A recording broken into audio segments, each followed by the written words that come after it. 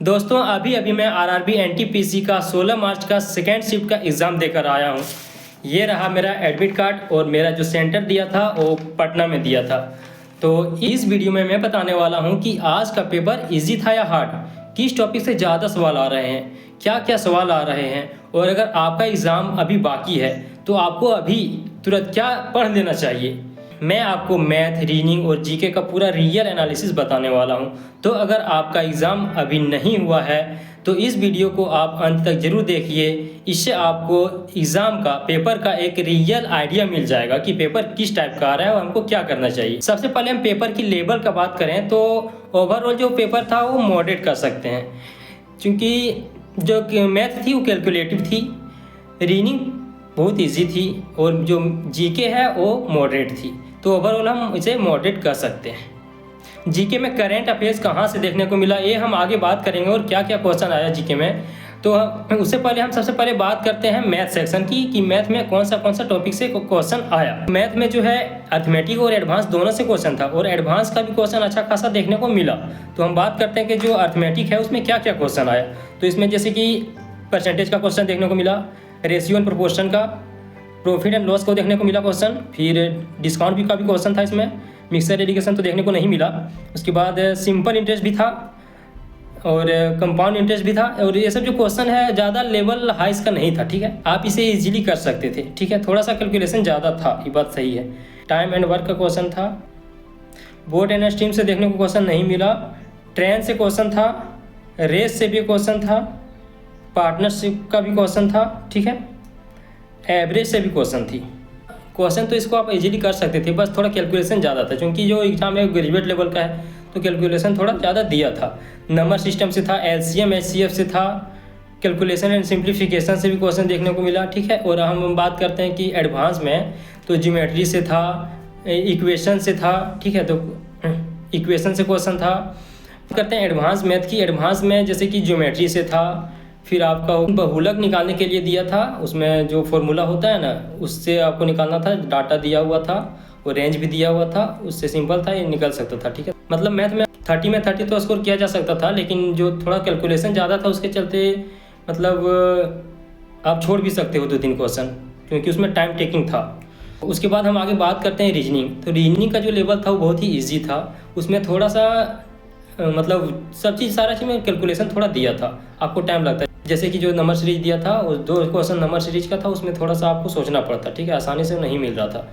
और इसमें आपका जैसे कि नंबर सीरीज हो गया, कोडिंग डिकोडिंग हो गया, ब्लड रिलेशन से भी क्वेश्चन था, फिर सीटिंग अरेंजमेंट से भी क्वेश्चन था। सीटिंग अरेंजमेंट का मतलब राउंड टेबल का 2 क्वेश्चन था और जो बिल्डिंग वाला दे देता है उसमें 2 क्वेश्चन था, प्लस में 2 क्वेश्चन और इसी टाइप के था जो मतलब आपको बैठाना था, ठीक है, ऊपर से लेकर नीचे तक कौन बड़ा है कौन छोटा है इस तरह से आपको बताना था। और इसमें जैसे कि क्लॉक ये सब का देखने को नहीं मिला, फिर फिगर वगैरह नहीं था। और रीजनिंग में मतलब रीजनिंग का जो लेवल था ठीक था, अच्छा था, इसमें आप 100% स्कोर कर सकते हो। और मैथ में आपको क्या करना पड़ेगा वो मैं आपको लास्ट में बताने वाला हूँ कि क्या अभी कर लेना ही चाहिए जो अगर आपका एग्ज़ाम आने वाला समय में है तो, ठीक है। तो अब हम बात करते हैं जीके एंड जीएस का। तो जो जीके में है उसमें जैसे साइंस से भी क्वेश्चन आया था, कंप्यूटर से 6-7 क्वेश्चन था, साइंस से भी 5-6 क्वेश्चन था, और करंट से 10-12 क्वेश्चन लगभग था, ठीक है, प्लस में हिस्ट्री, पॉलिटी, इकोनॉमिक्स और सारा से मतलब ज्योग्राफी सब सारा से क्वेश्चन था कुछ ना कुछ। तो हम बात करेंगे जैसे हिस्ट्री में सामंत से क्वेश्चन था कि गुप्त काल में जो है सामंत किसको बोलते हैं, ठीक है, एक क्वेश्चन था। उसके बाद द्वैत शासन की शुरुआत किस अधिनियम के तहत किया गया, पर मुख्य रूप से किस अधिनियम के तहत किया गया, सो था एक आर्टिकल से था जो मतलब संविधान लागू होने से पहले जो लोग पाकिस्तान से आ गए हैं तो उसको नागरिकता दिया जाएगा, तो किस अनुच्छेद के तहत दिया जाएगा। प्लस में 2001 से 2011 के बीच जो जनगणना हुआ उसमें पुरुष और महिला साक्षरता के बीच गैप क्या हुआ, घटा या बढ़ा या क्या हुआ, ठीक है। उसके बाद बेरंज ज्वालामुखी से क्वेश्चन था कि बेरंज ज्वालामुखी जो है वो कहाँ पर है। और हम साइंस का बात करते हैं तो साइंस में था फोटोसिंथेसिस, जो मतलब फोटोसिंथेसिस के लिए कौन सा तत्व आवश्यक है, ठीक है, तो जो मैग्नीशियम आवश्यक है वो था। और था जैसे कि स्पेक्ट्रम यानी कि प्रिज्म में जब सनलाइट पड़ता है तो कौन सा घटना होता है, ये था। उसके बाद ऊतकों के मरम्मत के लिए कौन सा पोषक तत्व आवश्यक है, ठीक है। प्रोटीन, कार्बोहाइड्रेट, विटामिन और इस तरह ऑप्शन दिया था। ठीक है, तो अब हम बात करेंगे जैसे कि करंट में सबसे इम्पोर्टेंट चीज़ जो है करंट, 10-12 क्वेश्चन देखने को मिला। ठीक है, और इसमें जो करंट का हम बात करते हैं कि कैसा कैसा क्वेश्चन आ रहा है, तो जैसे कि एक क्वेश्चन था भारत लाइबेरिया के बीच जो समझौता हुआ। ठीक है, भारत और लाइबेरिया के बीच वो मतलब किस क्षेत्र के लिए, किस क्षेत्र में सहयोग के लिए समझौता किया गया। ठीक है, और एक क्वेश्चन था दूसरा कि जो प्रधानमंत्री मोदी भूटान के मतलब भूटान में कितने मेगावाट जल विद्युत परियोजना का उद्घाटन किया।